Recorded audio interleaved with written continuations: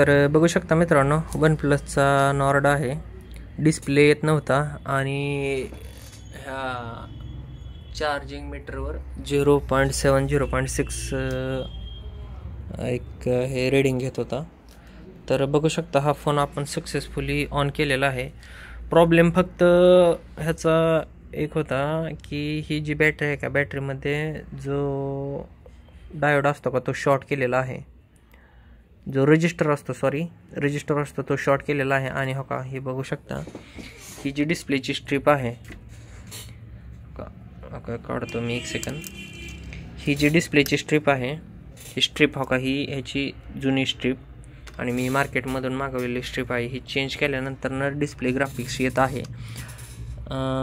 तर प्रॉब्लेमचा विषय असा की हा मोबाईल कस्टमरने 1-2-3 दुकानातून दाखवून आणलेला.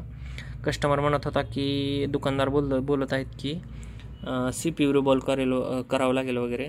तर तसं काही प्रॉब्लेम येत नाही मित्रांनो ठराविक मॉडेलला. फक्त ही स्ट्रीप तुम्ही जर चेंज केली तरी सेट तुमचा ऑन होऊ शकतो. जरी तुमच्याकडे कोणता असा सेट असेल तर तुम्ही आमच्याकडे कुरिअर थ्रू पाठवू शकता. व्हिडिओ आवडल्यास चॅनलला लाईक, शेअर आणि सबस्क्राईब जरूर करा. थँक्यू.